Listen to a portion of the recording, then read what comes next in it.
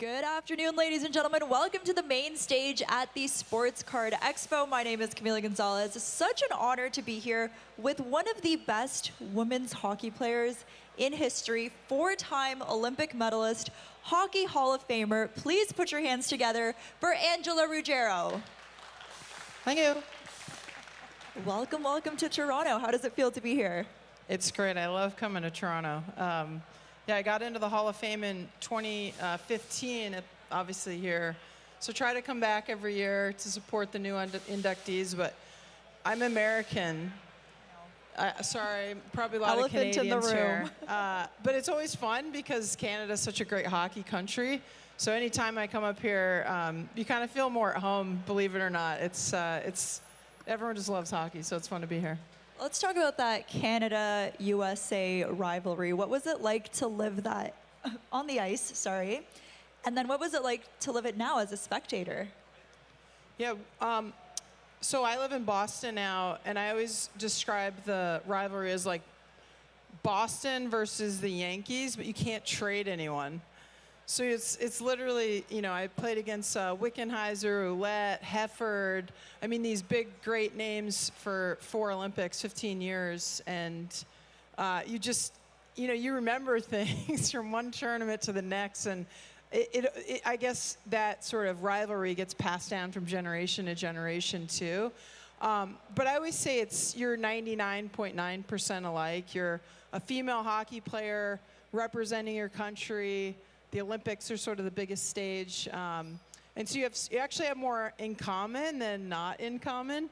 And so now as I'm retired, it's fun to go back and talk to some of those players and, you know, rehash kind of some of the rivalries, or, hey, I remember when he stuck me, or, hey, I remember that goal.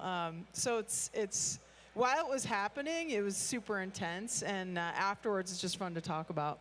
And now looking at that rivalry today, I mean, we all saw it with the Four Nations as well, but what does it feel like seeing that game, knowing what it's like to be on the ice, like looking at those players, that pressure? What's that rivalry like?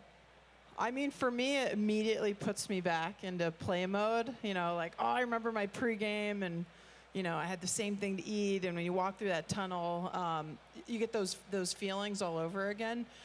So I can just appreciate the intensity of it.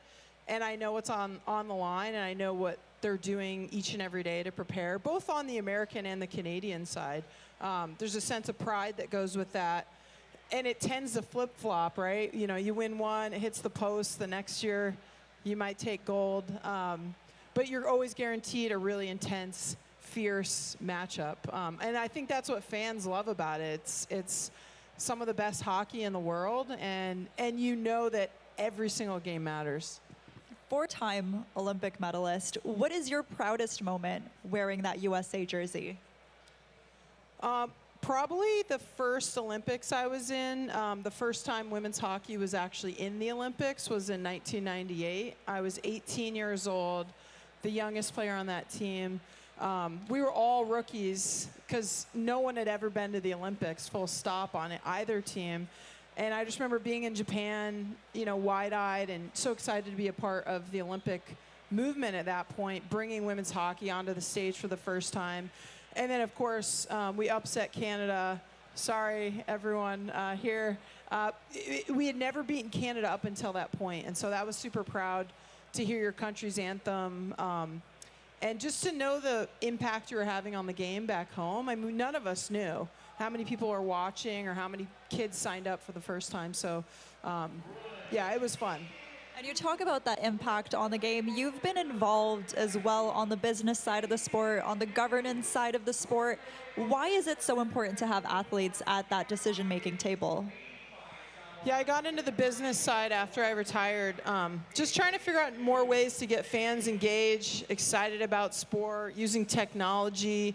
Athletes are leaning into it from a performance perspective, but a lot of the data coming off the athlete could be used for betting, could be used for statistics, it could be used just to better understand the players, their likes, their dislikes. So, yeah, when I retired, I really wanted to stay in sport.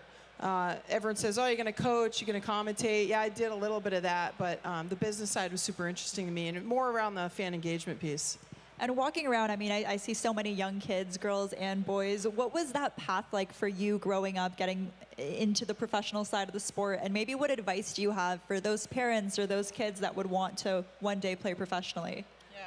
So I grew up in Los Angeles, California, the year before Gretzky got traded. So there was like no hockey in LA when I started. And then he got traded, and then all these rinks started popping up and kids starting signing up. So I was actually the only girl on my team in the whole state at the time, because just kids didn't play and girls literally didn't play. But I played because I loved it. In the second grade, on career day, you know, you can be a doctor or a lawyer. I showed up in my hockey gear. And I remember the teacher saying, well, who are you? And I was like, I don't know, I'm a hockey player. I didn't really have any female role models to look up to. I just loved the sport. And that, I think, would be my advice. I have a couple of boys now that play, 5 and an 8-year-old. And to me, it's all about having fun.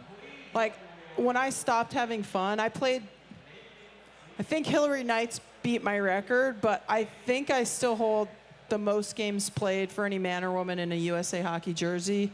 Chelios played a bit longer, but I played more games, if that makes sense. I played 4 Olympics. I think he's got over 5 with pros or whatever.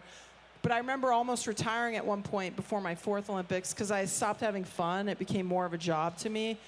And when I could refine that like love of hockey, you show up early, you stay later, you do all those little things. So that's my advice to my son or any young kid that's playing, is just like, remember how much fun it is. You're more willing to put the work in.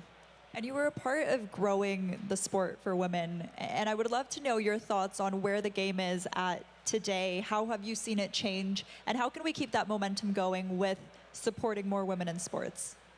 I think it's fun because it's normal now for girls to play.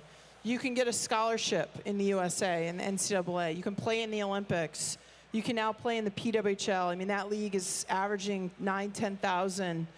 So you can make a living. It's not what you can't on the NHL side, but it's something. And that fandom is there. The dollars are coming in. Brands want to be a part of it. So it's a great sport. Just even if you don't play professionally or the NCAA, I feel so proud to have sort of helped pave that way, along with so many other women in my generation, just to create more opportunities for young girls and for young boys, again, to look up. I took my son to the World Championships last year in Utica, and his favorite player was, one of the Americans, and now he's obsessed with the NHL. So he kind of goes back and forth, but it's just fun to see like kids looking up to women, girls having that opportunity to play the sport. At the end of the day, it's the values you learn, the teamwork, all the intangibles that I love, and encourage young kids to play.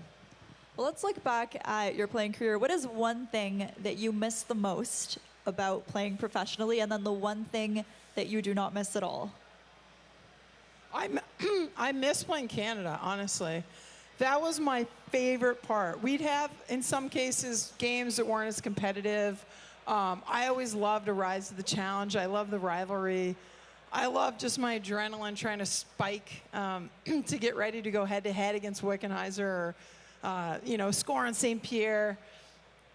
You can't get that kind of adrenaline nowhere else. I think why it's a lot of athletes are like addicted to playing. You walk out and the crowd's there, and all your hard work and training has to come together in that moment. So playing in the Olympics against Canada, there's no bigger stage. That was definitely my favorite. I definitely don't miss traveling in my gear. I mean, literally since the age of 7 until I retired, anywhere I went, I had to have my gear. Even summer training, vacation, something, you got to be on the ice. I mean, that's just the fact. So it's nice now I have a little carry-on. I'm just get on a plane. And we were at the Sports Card Expo, so I want to ask, you remember that moment when you first saw yourself on a hockey card? Yeah, it's funny. The first card I ever owned was the 1980 USA Men's Miracle on Ice team. I actually had that card in my wallet, which is funny because I wanted to be one of them, but I couldn't be a male American hockey player. There were no women's cards, but I had that card as a reminder of like, I want to play in the Olympics one day. Before women's hockey was even in the Olympics. But I remember having that card, and then obviously I was a mad collector. I had tons of NHL cards.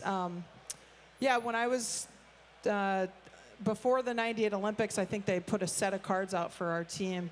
And it was just cool. It was like, oh, wow, like we've made it. Women's hockey's made it. Yeah, it's crazy. My son now collects my cards along with many others, which I find kind of crazy, kind of humorous. Well, yeah, women's sports, women's hockey has grown so much over the years. It will only continue to grow. So thank you for championing it on the ice, off the ice, and for giving us your stories today. Ladies and gentlemen, Angela Ruggiero. Thanks for having me. Go.